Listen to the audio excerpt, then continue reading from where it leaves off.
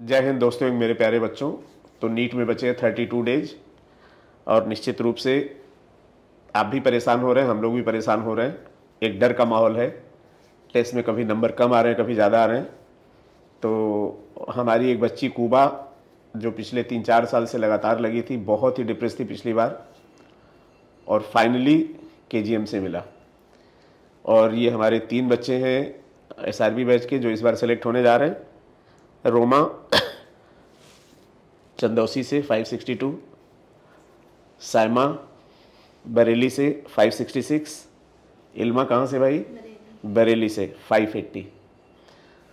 तो कूबा, सबसे पहले बताओ तुम्हारे कितने नंबर थे?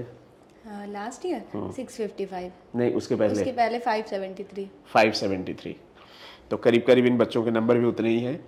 तो ये बच्चे कुछ आज क्वेश्चन पूछेंगे कूबा से जो केजीएमसी में है, और इसलिए भी हम मिला देते हैं कि जब ये बच्चे सेलेक्ट होके जाएंगे तो एज ए सीनियर ये लोग मिलेंगे।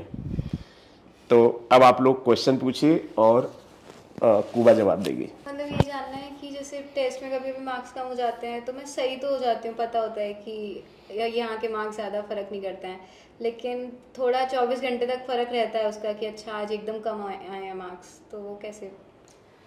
सबसे पहले तो मतलब जैसे नीट होने वाला था इस बार, उसके 2 दिन पहले जो टेस्ट यहाँ पे हुआ था, हम लोग डेली टेस्ट देते थे, तो उसके पहले जो टेस्ट हुआ था उसमें मेरे 560 मार्क्स आए थे, और उसके 2 दिन बाद जब नीट का पेपर हुआ तो मेरे 655 आए थे। तो ये तो कोई 560 से 655। हाँ, तो ये तो देख लो ना भैया, तो अगर नंबर कम आ रहे हैं तो परेशान नहीं होना है। हाँ बिल्कुल भी क्योंकि नहीं, कई बार हम जब बताते तो आपको समझ में नहीं आता, तो आज हमने जो डिप्रेस्ड है, परेशान है, उनसे उनको मिलवा दिया जो पिछली बार डिप्रेस थे। और हाँ। जितना कम होगा तो और अच्छा है ना, फिर तुम्हें लगेगा हाँ अभी ज़्यादा चीज़ें लगता है नहीं पढ़ी तो और ज़्यादा पढ़ो, उसको मोटिवेशन की तरीके लो ना, उस चीज़ से डिप्रेस ही नहीं होना। और अब 1 महीने बचे तो तुम्हारे पास टाइम ही नहीं है डिप्रेस होने का। अच्छा, एक हमारा भी क्वेश्चन है कुबा, कि जैसे लास्ट में अब बहुत सारे बच्चे सोचते हैं कि 1 महीने कमरे में बैठ के पढ़ लें, टेस्ट देने जाते हैं, टाइम बर्बाद होता है, थक जाते हैं, नहीं पढ़ पाते हैं। तो 1-2 साल पहले तुमने भी यही किया था।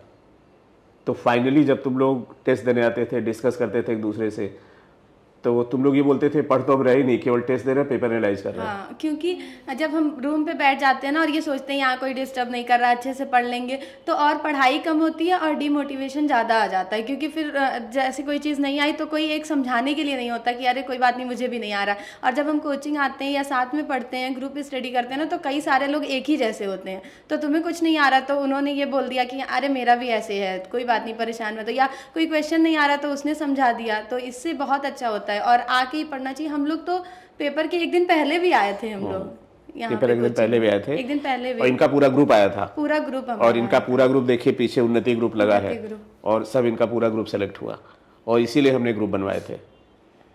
इल्मा, तुम्हें क्या पूछना है? मुझे ये पूछना है कि मतलब साइमा, लास्ट टाइम पर आके मुझे कभी कभी ऐसा लगने लगता है कि मैं भूल रही हूँ चीज़ें, कि मैंने ये तो पढ़ा है, ये पढ़ा है, कभी किसी ने क्वेश्चन पूछ लिया नहीं आया तो मुझे लगने लगता है मैंने पढ़ा ही नहीं है, पढ़ाई ठीक से नहीं हुई, भूलने लगी मैं।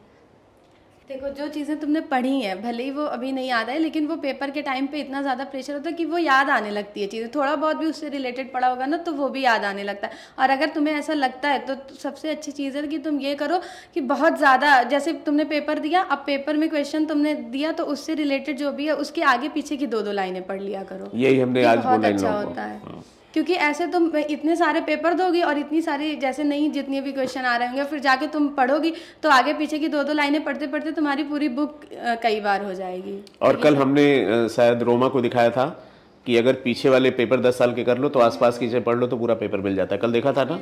हाँ। हम लोगों ने लास्ट में एनसीईआरटी हाईलाइट की थी कि कहाँ कहाँ से पेपर आया था, तो हम लोगों ने देखा था कुछ ही जगह हैं जहाँ से पेपर आता, और कई बार वही जगह से पेपर आया है।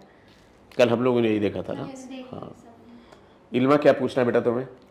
मेरा बस ये डाउट है कि मुझे कभी कभी ऐसा लगता है मेरी पढ़ाई हुई नहीं है। मतलब जैसे मैं टेस्ट देकर आती हूँ, सिली मिस्टेक्स जो रिपीटेड हैं वो दोबारा हो जा रही हैं मुझसे। मतलब जैसे अभी एक पेपर में मैंने करा, उसको सही कर दिया, दोबारा कभी वो क्वेश्चन रिपीट हुआ तो सही हुआ, लेकिन वो क्वेश्चन फिर से आया तो मैंने गलत कर दिया। फिर मुझे लगता है मतलब फिर थोड़ा डीमोटिवेशन होता है। तो तुम मतलब जैसे पेपर देने आओ तो उस मिस्टेक बुक तो बनाई ही होगी ना, तो उसको रिवाइज करके आओ। पहली चीज़। और दूसरी चीज़, जैसे तुमने कोई क्वेश्चन सॉल्व किया और तुम कह रही हो कि दोबारा जब हम करते हैं तो वो क्वेश्चन नहीं हो रहा है और पहले वो हो गया था, तो क्वेश्चन नहीं याद करना है हमें। जैसे हमने 1D का कोई क्वेश्चन सॉल्व किया तो तुम्हें फिर दोबारा तुम कह रही हो नहीं आ रहा है, तो तुम वहाँ पे ये मत रटो कि ये क्वेश्चन ऐसे हुआ था, तुम देखो उसमें क्या कॉन्सेप्ट लगा था और उस कॉन्सेप्ट को अपने दिमाग में रखो। नहीं तो फिर बाद में ये क्या होता है कि तुमने क्वेश्चन याद कर लिया, फिर तुम्हें आंसर याद हो जाता है और फिर पेपर में डाटा बदल देता है तो फिर वो गड़बड़ हो जाता है। तुम्हें कॉन्सेप्ट याद करने की, हाँ इस वाले क्वेश्चन में ये कॉन्सेप्ट लगा था, इस कॉन्सेप्ट से भी क्वेश्चन हो सकते हैं, स्पेशली फिजिक्स में तो ये होता ही है। तो ये बहुत ज़रूरी है। और मिस्टेक बुक तो बनाना और उसको रिवाइज तो ज़रूर करके आना, और नीट में भी जब जाना तो एक रात पहले सब देख के जाना। और एक दिन पहले आज से ही डिसाइड कर लो कि नीट के एक दिन पहले क्या पढ़ के जाना है, तो अपने छोटे सारे शॉर्ट नोट्स तैयार कर लो, जो भी तुम्हारे शॉर्ट नोट्स हैं। और जो सबसे मेन चीज़, एक चीज़ हम कहेंगे कि हमने सर लास्ट में ये किया था कि जितने भी पेपर हम लोग के डेली पेपर होते थे तो बहुत ज़्यादा पेपर मेरे पास हो गए थे, तो हम कोचिंग के तो डेली आके पेपर देते ही थे, अल्टरनेट होते थे। तो जिस दिन पेपर नहीं होता था उस दिन क्या करते थे, अपना पुराना एक पेपर उठा के उसमें जो क्वेश्चन नहीं उस टाइम पे आए थे उसको मार्क तो कर ही लिया था, तो उसको फिर से रिवाइज करते थे और हमने सारे पेपर रिवाइज किए थे। इसका मतलब ये है कि जैसे आप बुक पढ़ते हो, बुक रिवाइज करते हो, कंटेंट रिवाइज करते हो, वैसे पेपर का रिवीजन भी जरूरी है। बहुत जरूरी है। तो मेरे प्यारे बच्चों, अब जो एफएलटी होगा उसमें भी 1-2 पेपर ऐसे देंगे आपको जो ऑलरेडी आप कर चुके होंगे, तो देखिए उसमें कैसा परफॉर्म करते हैं आप, ठीक है ना। तो लास्ट में भाई ये जो विल पावर है, ये जो है ना, इसका बड़ा इंपॉर्टेंट रोल है, ठीक। हार मानोगे हार होगी, जीत मानोगे जीत होगी। बिल्कुल इस समय यह है कि आप पढ़ पढ़ के सैचुरेट हो चुके हैं। उसका एक ही तरीका है, जैसे आपको कभी कभी लगता है कि आपको सब भूल गया है लेकिन जब पेपर देने जाओगे ना तो चीज़ तुम्हें याद आती होगी, फिर क्वेश्चन निकलने लगते होंगे, ठीक है। और पेपर सॉल्व करने का तरीका ये है कि ऐसा कुछ बनाओ कि पहले फिजिक्स करेंगे, फिर केमिस्ट्री करेंगे, फिर बायो करेंगे। अपने हिसाब से अभी कम से कम 15-20 फुल लेंथ पेपर होंगे, अपने हिसाब से बच्चों उसको देखो और बिल्कुल विश्वास करो कि अगर तुम फुल लेंथ टेस्ट दे रहे हो तो तुम्हें मैक्सिमम 80% सवाल रिपीटेड मिलेंगे, ठीक है।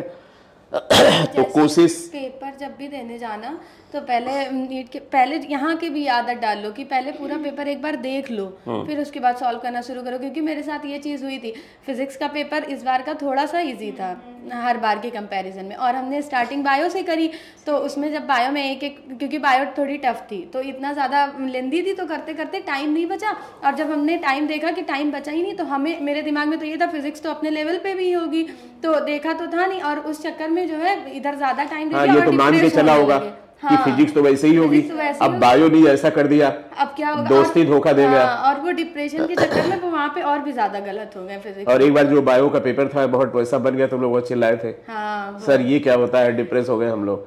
तो जब पेपर दिए तो इस पेपर की याद आई, वैसा ही पेपर आया था नीट का भी। तो पेपर बेटा कैसा भी हो सकता है, और पेपर से कभी सिलेक्शन डिसाइड नहीं होता है। पेपर अगर टफ होगा तो मेरिट लो जाएगी, पेपर इजी होगा तो मेरिट हाई जाएगी। तो कॉलेज तो उन्हीं को मिलना है जो ऊपर वाले हैं, ठीक है। तो ये बच्चे हमारे सब परेशान हो रहे थे, रोमा और इसके बाद साइमा, इल्मा, तो बच्चों का इतना लगाव है कि बच्चे KGMC से आ गए मिलने, तो हमने कहा इसका फ़ायदा उठाएं और फेस टू फेस इन्हीं लोगों से बात करा दें, ठीक। क्योंकि तुम लोगों को लगता होगा सर तो बोलते हैं, पता नहीं ऐसा होगा कि नहीं, तो हमने कहा चलो तुम लोग पूछ लो, ठीक। तो जय हिंद मेरे प्यारे बच्चों। तो मानवीय बात है, इन बच्चों के दिमाग में जो क्वेश्चन था वही क्वेश्चन आपके दिमाग में भी होगा, आपको जवाब मिल गया होगा। नंबर जैसा कि बताया कूबा ने, इसके नंबर, अच्छा कूबा अम्बेडकर नगर से ही बता दें तो कूबा के नंबर नीट का जो पेपर था उसके 2 दिन पहले जो टेस्ट हुआ था 560 थे। अब इसको तो सोच लिया होगी अब तो सेलेक्ट होंगे नहीं हम, और नीट में कितने आ गए, 655, और यूपी का सबसे अच्छा कॉलेज मिल गया। तो thank you so much Cuba, और ये जर्नी चलती रहे, और ये बच्चे भी सेलेक्ट होके जाएंगे अपने कॉलेज, और अगले साल फिर आके वीडियो बनाएंगे, और ये लोग फिर इंस्पायर करेंगे उन बच्चों को जो 2024 के लिए डिप्रेस्ड होंगे, पक्का। तो ऑल द बेस्ट बच्चों, बिल्कुल लगे रहो। टेंशन तुम्हें है तो हमें भी है, नींद तुम्हें भी नहीं आ रही तो मुझे भी नहीं आ रही है, समझ रहे हो ना। बल्कि ये पॉजिटिव हो जाओ एकदम, और ये सोच के जाओ कि नीट फोड़ के आना, जैसे इतने सारे बच्चों ने फोड़ा है। जय हिंद, जय भारत।